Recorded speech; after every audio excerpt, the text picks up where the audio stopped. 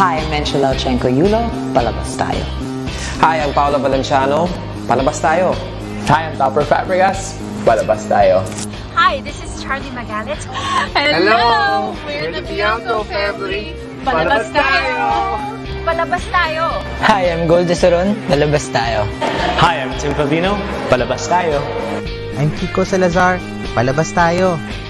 Hi, this is Missy Maramara. PalabasTayo. This is Joanna Ampil. PalabasTayo. This is Neo Rivera. PalabasTayo. My name is Floyd Tena. PalabasTayo. I'm Vincent Gregory. PalabasTayo. Hi, I'm Ed. PalabasTayo. Ako si Marco Bianya. This is David Ezra.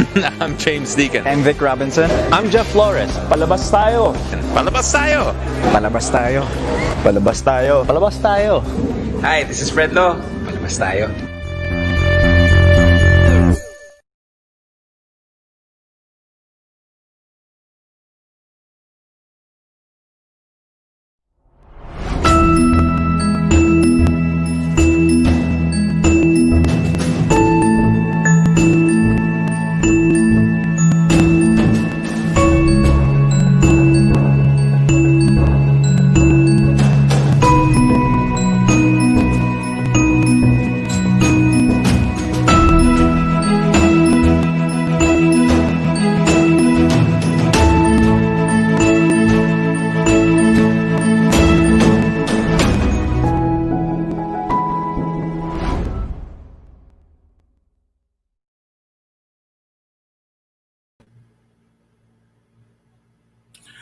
Hello, everyone, and welcome to Talkin La Vida Imelda. Hi, thank you for logging in to PalabasTayo for tonight's episode for the after party. And I'm Jamie Wilson. I'm going to be your moderator and your host for today. And today we celebrate everything about Livin La Vida Imelda, the one-man show of my really, really good friend and cultural icon, and if I dare say so myself, a national treasure, Mr. Carlos Celdran. Now, a lot of things are going to be happening tonight. We're going to be talking what happened behind the scenes, how the show got to New York, also some background on how we handled Carlos and how we had to help him in putting on this show and help him get it together. Because, you know, if you don't know Carlos Celdran, my God, that guy could never sit still. So for him to actually put on an hour and a half show on his own was actually quite an endeavor. Now, just a little background on Livin La Vida Imelda. Now, this show started out as a walking tour in the CCP complex when Carlos would give his tours and walk this way. He had several tours going on at the same time, such as the Fort Santiago tour, the Intramuros walking tour, and of course the Imelda walking tour. And it was so popular that he decided to actually make this into a one-man show. Now, this was dramaturged in Toronto by Kapisanan. This was dramaturged in Toronto by Kapisanan Philippine Center for Arts and Culture in 2009. And as a theater performance, it premiered in Toronto at Twist Gallery on that same year. Now, this show has gone on to be put on in a lot of venues, such as Silver Lens Gallery, Pineapple Lab, Art Dubai, the Henry Hotel in Cebu, the Living Room in Siquia. We've gone from small, very intimate spaces to the big spaces. And of course, we're talking about right now the biggest space that he's ever performed in, an actual proper theater, the Clermont Theater in New York City. And this is the recording and the performance that you're going to be seeing on the live stream from Mai Theater Company. Now, Mai Theater Company brought Livin La Vida Imelda to New York, an off-Broadway theater in New York in 2014 to be shown in November. And of course, it made quite a splash, being favorably reviewed by the New York Times. And of course, we had all the audiences eating out of the palm of his hand, because Carlos is so incredibly charming. Yes, we all miss Carlos. Thank you, Jean de Guzman. We all miss Carlos. Carlos's impact is really, really very hard to quantify, but I know that he has touched us all, not just by his generous heart, but also for his advocacies and primarily his art and his love for Manila and for the Philippines. So saying hi to Maricel Montero and saying hi to Wesley Vitan. Thank you for tuning in. So let me tell you what's going to happen tonight. Tonight we're going to be talking about we're going to be talking to the artistic director and the director of Livin La Vida Imelda in New York, Mr. Ralph Pena. He's going to be on the show, and we're also going to be talking to Carlos's wife, Ms. Tessa Cildran. And this is going to be a wonderful chance to share stories about Carlos and how he made such an impact not only in our own lives but culturally also in Manila and beyond. Also, we're going to be giving away a few things tonight. So stay tuned, and we're going to be asking you some questions. And the first question that gets it right within the ballpark, then you're going to get to win something, a bit of a giveaway, and a bit of, I would say, a bit of Carlos's legacy to us. We're here to basically talk about the beautiful thing that is going on now during this pandemic. Everybody's stuck at home, and we're all on the internet, and we are all thirsting for entertainment and culture and ways to reach out. And it's such a wonderful thing that because not that I'm saying the pandemic is a wonderful thing, but I'm saying that it's great that these online initiatives for theater and other forms of entertainment are gaining a new ground by coming to us into our homes. So I myself was not able to go to New York to watch Living La Vida Imelda, his show there. So I'm so happy that finally, because of the streaming from my theater, I was actually able to watch it in the comfort of my own home. Although I would have loved to have gone to New York and seen him there live, but at least we have these options. So that's the bright side of this crisis that we're going through now. So without further ado, I would like to come on and bring on our first guest. All right, hi Janet Tejada. Hi.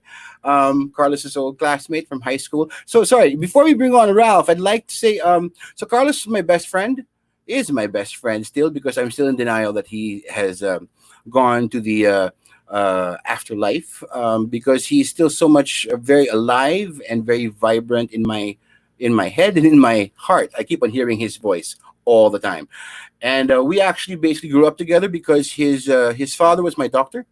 Dr. Mike Celdran. Hi, Tita Mike. How are you doing? I hope you're doing fine. Hi, Tita Baki, his mom, saying hello.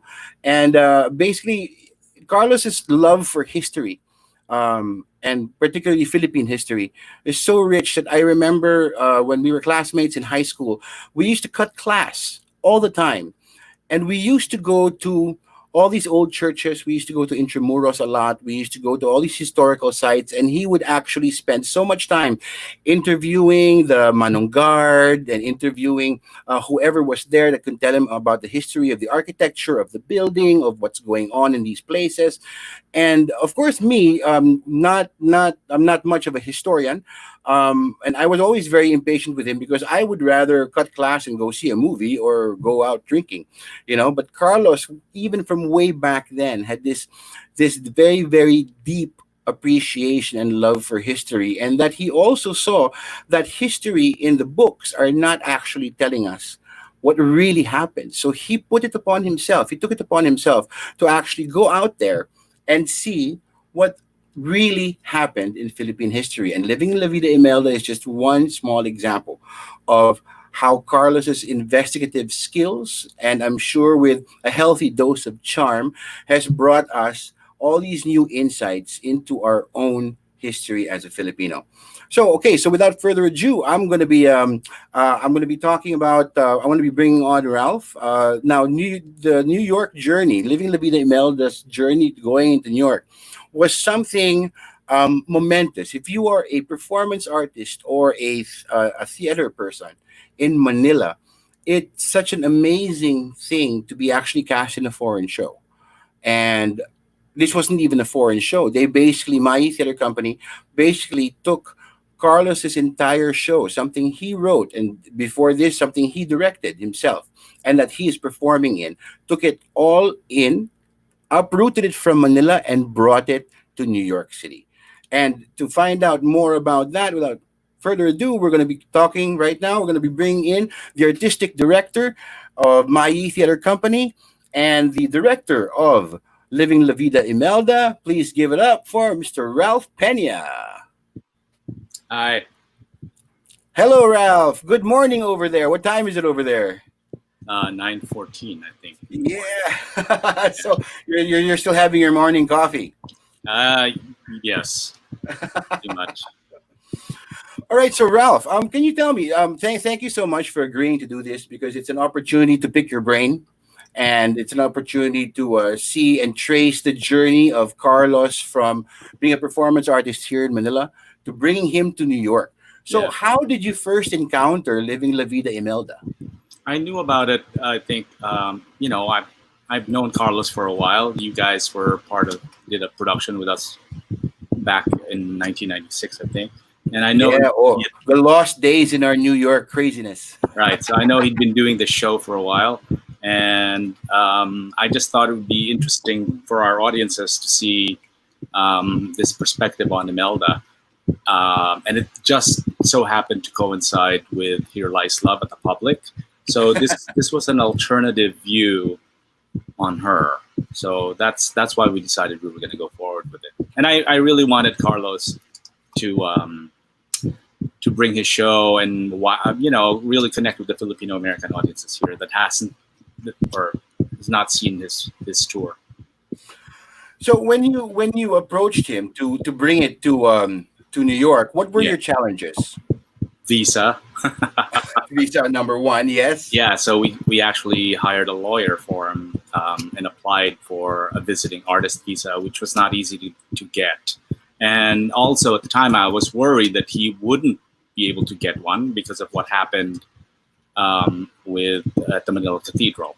But that wasn't an issue. And the lawyer made it, expedited the whole thing. And then Carlos got his visa very, very quickly. That was the challenge, right? The second is that when we first read the second is that there was no script and he couldn't send it to me. It was all in his head. So I forced him to put it on paper.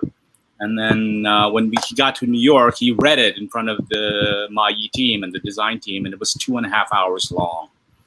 So I said, you have to cut an hour from the play. And it took us maybe 2 weeks, 3 weeks to get that down to 1:20. But it's still, that was a challenge because a lot of it was extemporaneous speaking on Carlos's part when he walked, I guess. And there was a lot. We did a lot of cuts and a lot of changes to the text. Also doing translations. He had a lot of Filipino references that wouldn't fly here. So we spent a lot of time doing that. So it's quite interesting when you say like it had to be trimmed down. I mean, because we all know Carlos. Once you let him loose on stage, then that he's in his element and he can just keep on talking and talking and talking for hours. I did not realize because I'd also directed the Mirror Studio run here for Livin La Vida Imelda, which surprised me because he actually asked me to direct it. And all these years of him doing the show, I would always be some sort of like basically his body man. I would just make sure that his lapel mic would be on and attached, that he wouldn't leave his hat anywhere, or make sure his barong is pressed. Just basically doing everything I can to help out. But it's quite interesting when you say that after trimming it down, you had to translate a lot from the script because, of course, there are a lot of Filipino terms that American audiences would not understand. Were there any other things that you sort of had to water down or Americanize for the audiences over there? No, it wasn't about watering down. In fact, it was amping up. Carlos's take on the Marcoses is not my take on the Marcoses. Yes. I don't share his view of them. I'm a much more hardliner when it comes to those guys. But what I found interesting was that Carlos has approaches Imelda from a decidedly, upper class sensibility. And I had not seen that before, and it's not mine. But ultimately, to me, watching him do Imelda is a story on Carlos himself, because he reveals Carlos Celdran in the process of telling us about Imelda. And there was a point in the play where I said, we can't skirt over the abuses of the Marcos regime. Yes. And that's when I put in the names of the disappeared and executed Filipinos during the reign of the Marcoses. And that is an actual list that we got from a human rights organization in the Philippines. At that time, it had not been publicly released. So I paid someone to go into the files and steal it. I mean, that's a fantastic thing to actually undertake in terms of the length that you would go through to put on a show and to prove a point. That's actually one of my favorite moments in the entire show, is when you are flashing those names. Every time I've seen it, in your production and in the later productions that we've done here in Manila, without fail, I get goosebumps. Yeah, so there's a lot of them. Fantastic. There's a lot of them, and we didn't even finish the scroll. It just kept going and going and going. But I think that was the one thing that we wanted to amp up, because I felt like Here Lies Love just skirts over all of those issues, doesn't even mention it. And so I absolutely needed to make sure people understood the context or the legacy of the Marcoses. So that's funny, because like Here Lies Love was actually running at the same time as Livin La Vida Imelda. I have a lot of friends in New York, and basically were asking me which show should I watch. And of course, I unbiasedly said Carlos' show because it's closer to the real thing. It's actually closer to the real thing. That's actually what happened. It's also very thought provoking. It's also I'd like to also say that whenever we would scroll that list here in Manila, depending on the reactions of the audience, Carlos would, because we would take our cue from him in the technical booth, whether to put the lights back on. So we would give him that moment of him staring at the list with his back to the audience. And the most amazing thing is you could actually hear gasps from the audience. And we spoke to the audience members afterwards, people who were near me in the audience. And I asked them, so why did you gasp at the scroll? And people were actually saying that they saw their names, their family names up there on the scroll. So I think that was one way to really drive the point home. Yeah. And I think that's a fantastic directorial choice to put in there, because it really does drive things home. Yeah, it comes late in the play. And I think, you know, after all the frivolity and the disco, you drive home the point that these people are actually gone. These are the disappeared. Yeah. Now, your design elements for just the design, I love this entire production in the Clermont Theater, because I think it's the only time that Carlos has actually done it in an actual theater, where you have all the technical components. You have the projectors, you have the lights, you have the sounds, and you have a set dedicated to him. Because in all the productions I've been involved with, it's like guerrilla theater. We come in, we set up, we get out. Yeah. How long did you guys take in the theater setting this up? Because there's a lot of cues, and the set is fantastic. I think the design elements are fantastic. It really truly is theatrical, more than just performance art. It took it to that next level. But how long did you stay in the theater? The set was built over, I think, a week, and then we had about a week of tech, and it was a torturous process because it took, there were a lot of cues, and really the most difficult part of that was the projection, because every single image there was hand cut and made by Hannah Wasilewski. She's incredible. If those were all done by paper cuts, and it took a long time, and then matching that up, with the stage, that was the hard. I also noticed in your projections, whenever Carlos would be talking as Imelda, you would have a projection behind him of Imelda, and her mouth would be moving. Yeah, exactly. I saw that in my second viewing, because usually you're just watching Carlos, right? On my second viewing, I decided to watch all the design elements, and that must have been incredible to tech. No, Hannah made that a little easier. But making that work of opening and closing is a series of cuts that needed to be put together, and she did that on her own. So whenever we paused a cue, right, and projections had to reset, they took the longest time to get ready for the next cue. But that's sort of the idea behind using projections. yeah, and then the set was specifically built for him. We had that entire ceiling collapse, and initially I really wanted it to just take it all the way, to make it as minimal as possible, and give Carlos a chair, a table, and a glass of water, very much in the style of Spalding Gray. And in a couple of days, I can see him burning in that seat, just wanting to move. Yes. And I didn't want to handcuff him, so I said, "So how can we unleash Carlos on stage?" And then we just decided to give him a playground and to sort of give the feel that you're walking along the CCP complex. So that's what the designers tried to do, but it was a process. I think the hardest thing to do is to really handcuff Carlos to a chair, because you would literally have to handcuff him. Yeah. But I really appreciate it. I've never seen him do, because Carlos is a performance artist. He's not a theater artist. So I remember during this entire process, I would remember him messaging me from New York, and you messaging from New York, basically asking me, okay, so he would ask me, Jamie, how do I do this? Because there's so many cues. How am I going to go from stage left to stage right, which is quite a distance, run, dance, and speak at the same time? And I'm like, dude, that's why you have to be physically fit and prepared to do it.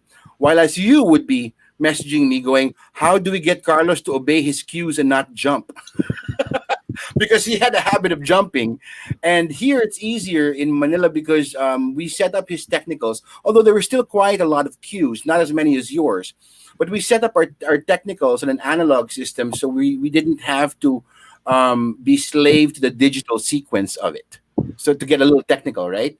While as you guys were using all digital systems, so I told Carlos, you have to obey the sequence, the cues. You have to hit your marks. It's very technical, but I just reassured him that even though I wasn't there to see the finished product, I had to reassure him that, hey, it's gonna look beautiful. Yeah. Once an actor hits his mark, there's nothing worse than an actor not hitting his mark and he's in half light. Yeah. Or forgetting to turn his microphone on, which is so Carlos. Yeah, I mean, he had a full crew. He had a stage manager calling the cues, a sound, lighting, and a follow spot operator. Yeah. But the thing was, just none of them were Filipino. So if Carlos somehow said something offhand in Filipino or whatever, they would panic because it's not in the script.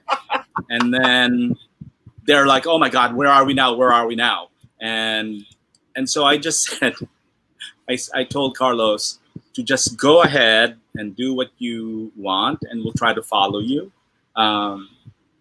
Also, at the beginning, when we mic'd him, he started really whispering because the mic was loud. I said, don't do that. So there was a lot of adjustment, and he had a tendency to deliver his lines going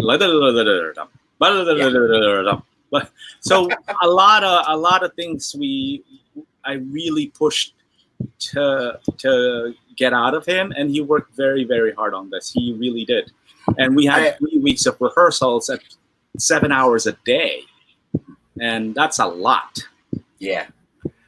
Well, that's one thing that, as evidenced by watching the live stream, it's just I've never seen him so professional, so on top of his cues. He was so in control. But knowing Carlos as long as I have, it's also me imagining what it must have taken to get him there, because handling Carlos is something else entirely. And now that we're talking about handling Carlos and dealing with him, I mean, no matter how much you love him, sometimes you really want to strangle him.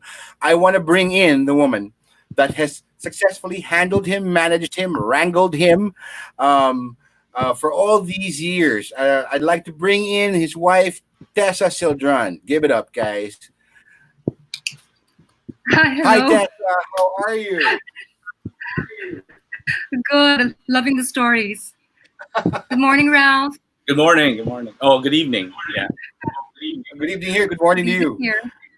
But so Tessa, I can imagine. Okay, so I have a little glimpse of how to handle Carlos, but he would not come home to me. So I can imagine all the instances where you've had to wrangle him, just getting him out onto the show, versus how he would be when he would get home. So what's the most difficult thing you had to do? Well, when he come home from the show, especially in New York, I remember he was always valuing himself. It's like, okay, what did I do? Maybe I should do this. I should do this. I should do that. One of like rehearse, watch him. So what to do? It's like, well, So you're a bit choppy. Was so used to doing things. So yeah, I mean the difficulty with Carlos is like whenever, like right after his show, I remember like before the show, for example, just getting him to sit in his holding area was the hardest thing in the world, because he would always be like, there was one time I would catch him actually getting out of his holding area while wearing his lapel and talking to audience members and saying hello, and I would have to usher him right back and basically say, "No, Carlos, this is your time to focus."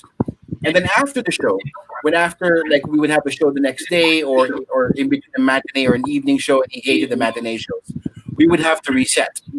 And the hardest thing for us to do with Carlos is to get him to reset, because after a show, all of us are just so full of energy, but he didn't have the idea that he had to take off his costume. He had to take off his lapel. There was actually a show where he actually left the venue, and I had to go to his house to get the lapel from him, or else my supplier would throw a fit. And it's just classic Carlos doing that. I'm sure Ralph, you had some instances. I heard in opening night that his lapel, he had turned it off or something. Oh, Is a that lot true, or is that a I device? don't remember, but a lot of things happened on opening night. Yes, it was the most interesting night. Actually, it wasn't opening night. It was first preview. It was the very preview. first show. Opening night was like a week later. But Oh. but opening night, he was nervous, very, very nervous. And at some point, I think he zoned out and just went and did his tour in Manila the way it was originally done.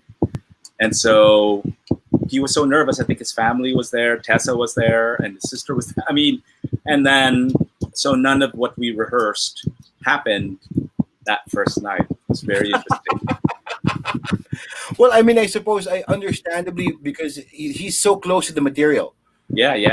He's He so can close to wing the it. material, Yeah. so he can totally wing it. And that's what I keep on having to remind him, even with the shows here, is that you can wing it, but the technicals can only wing it so far. Yeah. Before we completely lose you. And that's happened to every single actor. I remember an opening night here where I jumped 12 and a half pages. And It basically it does happen. And then, the thankfully with experience, I found a way to bring it back. Or else you would have lost the entire plot. There we go. Tessa's back. Tessa, are you back? Yeah, I'm back. Yeah, I All lost right. connection. Yeah. There So you were go. saying that after a show, Carlos would be very critical of himself when he would get home. Yes, that's his artistic process, but everything else, what would he lose? Probably his lapel mic maybe when he came home here, his wallet, his stuff, everything was always all over the place. He was like that. But really, what he was always his harshest critic, I think, is what I remember. He was always thinking about what he could do better, because through the years, his tone has changed. The story, I think, has changed throughout the years, from 2014 till 2019. Really, big difference when you watch the later shows.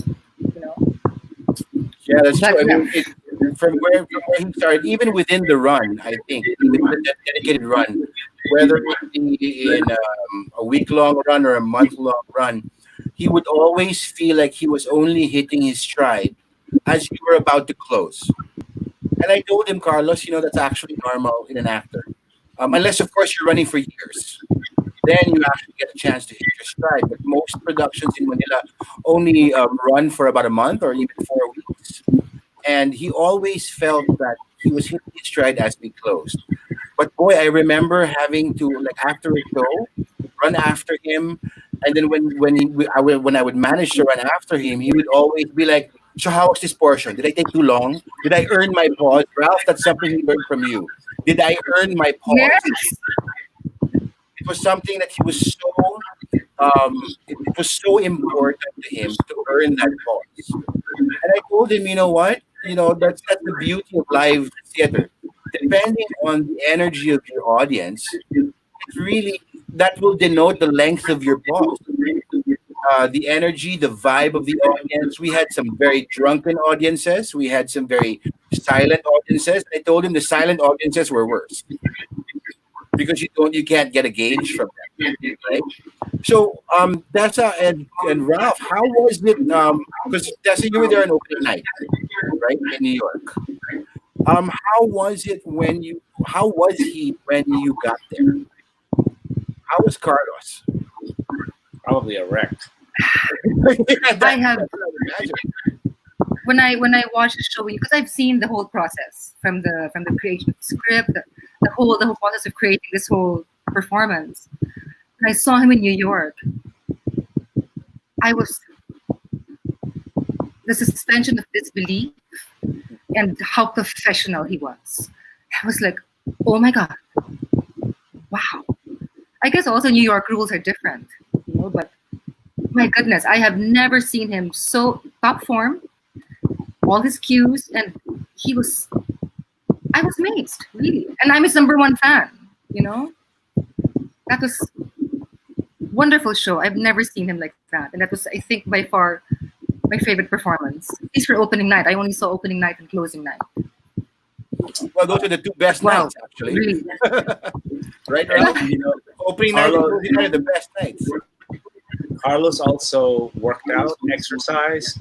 I think he stopped smoking or something. He did a lot. I mean, he did yoga. Yeah, he did yoga. He really did take it seriously, and that was really nice to see. I remember he would have a salad throughout the day before a performance, and it's like him. Even I went, what? Really? And before the show, he would have a shot of, if it's whiskey or brandy for his voice to calm his nerves, and off he went. Like, I've never seen him like that, ever. Oh, I think I put him on vocal rest because he was losing his voice. So for most of the day, Carlos didn't speak. Thank you. Thank you. Did you have to put a piece of duct tape or rigor tape on his mouth? It's funny. So, Ralph, you were mentioning about early on that you had to put water in specific stations, right? Into where? In water in stations around the stage. Yeah. Was that really water? Yeah. It was. Well, I was told it was by the stage management crew, but Carlos, he had like 3 or 4 people backstage working. And he might have bribed them to change that into vodka. I don't know, and nobody will ever know. But I put water in there because it's hard to talk for an hour and 20 minutes. That's true. It's all on you. Okay, so I'm going to confess something. In the Pineapple Lab and the Mirror Studio productions, I would always put 2 identical glasses or 2 identical cups right beside each other in each station. And one would be water, one would be gin. And he would never know what he's getting. So, because, I would see the effects of him having a few swigs of gin during the show, and it actually made him a lot looser. It made him a lot more relaxed, I think, because he would be so tense. There was actually one show where I did not give him gin, and boy, he was pissed. Because he was drinking from both cups, and he said, "Where's my gin?" He actually looked at me in the tech booth and went, "Where's my gin?" Silently, off his mic, But that's why we love Carlos so much. And, I'd like to thank everybody who's tuning in now. We've been getting flashed comments, but then we've been making cuento for so much. I'm seeing a lot of people from San Francisco, from Manila, and all over the place. Thank you so much for tuning in. Highness, he is so adorable. Yes, of course he's adorable. That's why we love Carlos. Daniel Lagdameo, who played his Imelda in Australia. It was gin, Bombay gin. We had it in Malaysia and Australia. There you go, Ralph. So I hope the stage manager didn't lie to you when he said that you only had water in there. So I think this would be a good time to do the giveaway. Vanessa, could you show us what we're giving away today? And we're going to be asking questions for you to hear to get this. So that's Carlos. You can put it in front, or can you wear it? There we go. We can see it. We're giving away a few of bowler hats. Yeah. Now remember, we're only giving this away for people who answer the questions who are in Manila. Okay, I'm sorry because we can't ship this to you in San Francisco or even in the provinces here in the Philippines. So, okay, so this is how it's gonna run. We've been racking our brains on how to figure out how what the mechanics of this is going to be. So basically, I'm going to be asking a question right now, and then the first correct answer we see on the comments on the PalabasTayo page will be the winner, and then we're going to be announcing the winners towards the end of this hour. So, okay, so I'm going to be asking a bunch of questions right now. We're going to be giving away like 4 bowler hats, all right? Because I know you guys miss getting the bowler hats because the Walk This Way tours aren't happening anymore, of course. So, okay, for question number 1, Ines, I will send you one, but you're in Spain, okay? I'll send it to your dad, but he's here. Okay, for question number 1, how many shoes did Imelda Marcos leave behind after the 1986 EDSA revolution? Put your answers in the comments, and the first correct answer we see gets the giveaway. I'll repeat the question. How many shoes did Imelda Marcos leave behind after the 1986 EDSA revolution? Remember, you have to be in Metro Manila to get this hat shipped to you. Now, for the second question, all right? And I know I can see Ralph and Tessa going, oh, I know the answer. Yeah, we all know the answer to that. But let's see if the children know the answer, because that's the whole point of these historical things. Okay, so number 2, if you really knew Carlos, right? Or if you follow him on Facebook, or whether in his public page or in his private page, name me 2 kinds of headwear that Carlos loved to wear. Name me 2 kinds of headgear that Carlos loved to wear, not just in his shows, but also in real life. Okay? All right. What the third question? This should be easy for those of you who know Carlos, right? Third question. What was the name of Carlos's tours? Where this bowler hat is a symbol of, if you actually go to his page. What was the name for Carlos's tours? And now for the fourth question and the last question, because we're only giving away 4 hats. What did Carlos write on his placard that led to his arrest for offending religious feelings? What did Carlos write on his placard that led to his arrest for offending religious feelings? I could have asked you like more personal questions, but good Lord, let's not go there. Okay, so those are our 4 questions, all right? I'm going to repeat them one last time. Question number 1, how many shoes did Imelda Marcos leave behind after the 1986 EDSA revolution? Question number 2, name 2 kinds of headwear or headgear that Carlos loved. Number 3, what was the name for Carlos's tours? Number 4, what did Carlos write on his placard that led to his arrest for offending religious feelings? Those are the 4 questions. All right. Put your answers in the comments, and we're going to be filtering that out. We're going to be calling out the names of the people who will receive this bowler hat by the end of the hour. All right, guys. Thank you for putting up with my raffle promo thing. But it's always it feels really good to be keeping Carlos's spirit alive. The one thing that he really drove me nuts, because as a theater practitioner, I believe in all the theater superstitions. Ralph, and I don't know if you guys follow this in New York, but in every theater production I'm in, I'm deathly afraid of peanuts. So for me, peanuts are not allowed backstage, and that's for standard theater practitioners, right? Peanuts are considered bad luck. And there's a whole historical reason for this, which I won't go into because it's very long.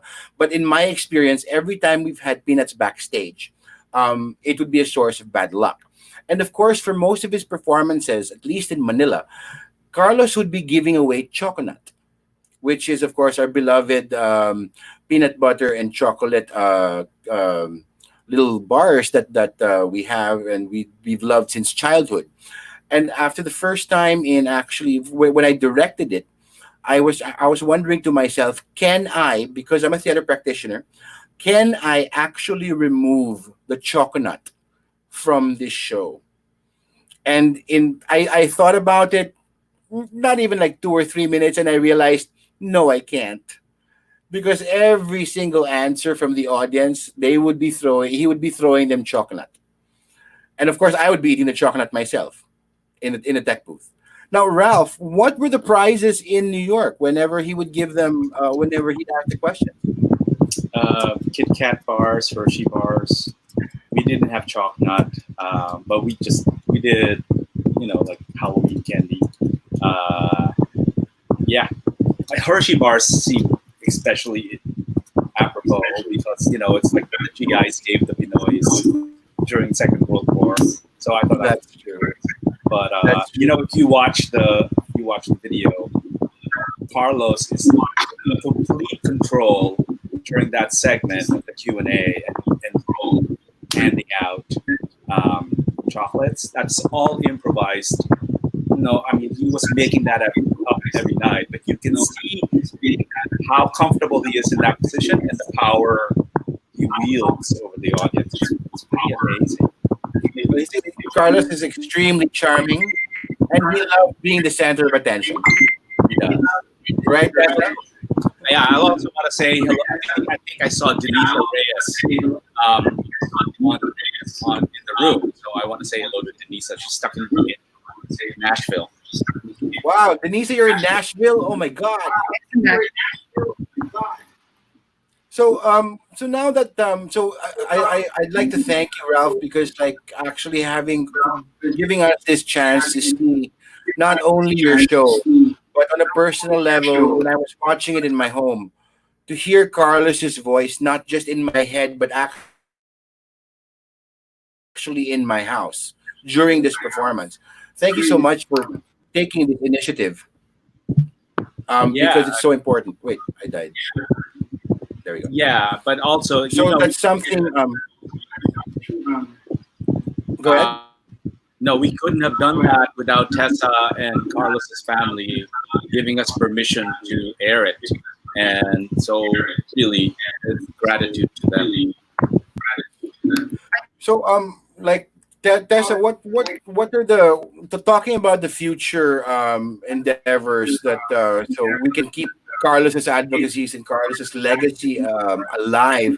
Are there anything in the works for the future? Well, what we're starting to work on now, I'm working with Carlos's sister Anna and Ria, who used to work with us at Viva Manila. We're just really beginning to document his work, his diaries. He had a lot of them. His writings, his art, and what files I have now, his digital files of his tours, things that he had. So it's just really gathering everything together and see where we go from there, because his story has to be told. Everybody's hungry for him. We all want to see him and hear him, but bit by bit we're getting that together. So it's really just seeing what we have, because it's a lot. There's so much. It's a body of work, really. And by body of work, we're talking about not only, for example, like his performances, but also his tours, his artwork, his writings. And I can imagine what an endeavor that must be in terms of just getting one portion of him organized. Do you have anybody helping you? Are you setting up some sort of foundation, or how can we help, perhaps? Tessa? Foundation's a difficult word in Manila and the Philippines at the moment. I think it's pretty expensive. So we're seeing where we can go in terms of a non-government organization or just a society, maybe something to put together first. We go into the legalities of that also, because really we have to. First of all, it's really copyright. Mm-hmm. Maybe trademark his name with any of the work that he has. So we're exploring that at the moment. We're talking to a few people, but nothing is really solid just yet, because just gathering is really a lot of work. And it's only been how many months, really? It's still not very easy to do these things. I'm just imagining. We just lost Carlos, and then we went into this pandemic. And part of me is trying to imagine how Carlos would be during this pandemic. We would have to duct tape him to a chair to keep him home, because he would never stay home. I mean, he would not stay home. He'd be going out there and trying to help people. So if I may, thank you for that, Tasha. At least we have an idea that you're on top of things for his legacy with Anna and the family, his sister and the family. So at least I totally agree. And if there's anything I or other viewers can do to help you keep his legacy alive, then please, we're here, we're available. Now, so I'd like to ask you, I'll throw this to you, Ralph. If you were to tell a Carlos Celdran story at the party, what would that story be? Oh gosh, that's safe for public consumption. Right. Gosh, I went to the Philippines. I think after we did this in Manila, and I went to see his Intramuros tour. And Carlos, it's a performance, right? It's not just a tour. He really does put on a show. He puts on a show. He puts on the characters, and I was so I admired all of that, and in fact, we were going to start working on a second play. I was going to go to Madrid that spring, and we were going to sit down and plan this thing out.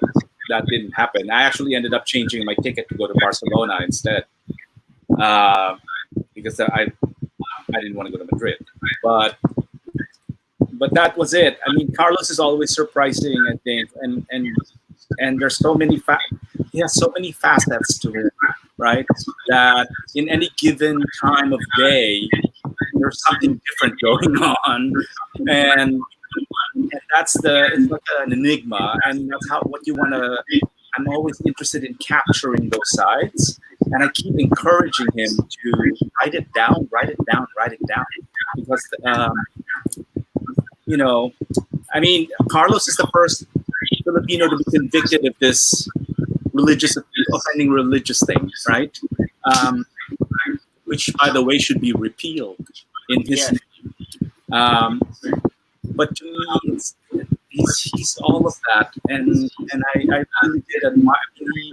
I admired all of that in him, and I think that's what endures with me.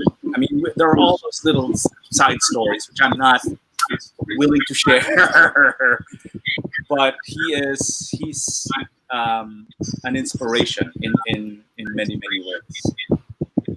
Thank you, Ralph. Thank you, Tessa. What about you? If you had to, I know we have 10 million stories, but what is the story that you would want Carlos's legacy to be shaped by? I'm not trying to make you cry, because I want to cry myself. Well, if that about the story, I was thinking about when you asked the question. It's the whole myth of Imelda, the whole story, if it's true or not, and people say, yeah, he was too small, so he loved hearing stories of other people. But also with himself, if he could dish it, he could also take it. There are many facets to him. But he would say, it's just chismes. And he just spat out, it's not chismes if it's true. Wow. So I miss those lines. I miss that wit. I miss that. I wish I could hear him again. But that's really, you could always trust him to say something really poignant and witty and on the mark and funny at the same time. So that's what I miss. I really miss that. And that's his legacy, I think, is that we always want to hear him and listen to him because he always had something to say. Yes. And said it well. Yes, he always said it well. And he always said it, no matter if it was a scathing remark. His charm and his wit and his humor just made it so effective. And next thing you know, even when he was dissing me, I would be laughing, and then I realized, wait a minute, you're dissing me. You know what I mean? His charm would just work its magic on everyone. And I think, yes, you're right. I mean, that the inspiration that he served as for countless people, and his wit and his unique point of view, because he saw things in different ways. that would just encapsulate things that you may have thought of, but you could never really lock down in a statement or a quip. And Carlos had a fantastic talent in doing that, which I think is one of a kind and once in a lifetime. I mean, I'm so honored and amazed that I was able to spend the time I had with him, and that was a lot longer than a lot of people. Um, and for me, I'm still basically in denial. I think that he faked his death. He is living somewhere in Europe, painting with little puppies by his feet, and staying off Facebook, which is a miracle. So yeah, thank you for that, guys. So I see we have 5 minutes left, so I think it's time for me to start scrolling through the comments for the winners of the giveaway for the hat. And for the first correct answer for the first question was, how many shoes did Imelda Marcos leave behind after the 1986 EDSA revolution? And the correct answer goes to Ron Kalumpang. 1,220 pairs of shoes. I saw a lot of people saying 3,000, 3,000. Guys, basically, she had an average of 2,000 shoes. I think she took half of them with her when she went to Hawaii. So the question was, how many pairs did she leave behind? And 1,220 pairs is the correct answer. All right, now for the second question, name two kinds of headwear or headgear that Carlos loved to wear. Now, people I think may have misunderstood me because I'm seeing singular answers, but there was one person here that said the correct answer, and she's in Manila. I'm sorry, Daniel Lagdameo, you cannot win this prize because you're all the way in Australia. Although you did have a good answer. So to Rosanna Corleone, all right, she had the correct answer. The bunny hairbands and the bowler hat. Those were her top two favorite things to wear. I remember when Carlos discovered those bunny ears, it drove me crazy. And he discovered so many different colors of bunny ears. And of course, he had to settle for the bright pink, right? Tessa, see, Tessa's there like shaking her head. Remember those bunny ears? I remember during Ondoy when Carlos was actually volunteering online to put people together. He became some sort of like truck dispatcher, and he started wearing a trucker hat. The man just loved hats. And I remember during Ondoy, during this crisis, Carlos would be like taking photos of himself and tirelessly putting people together in terms of emergency operations, wearing that trucker hat. It was quite hilarious.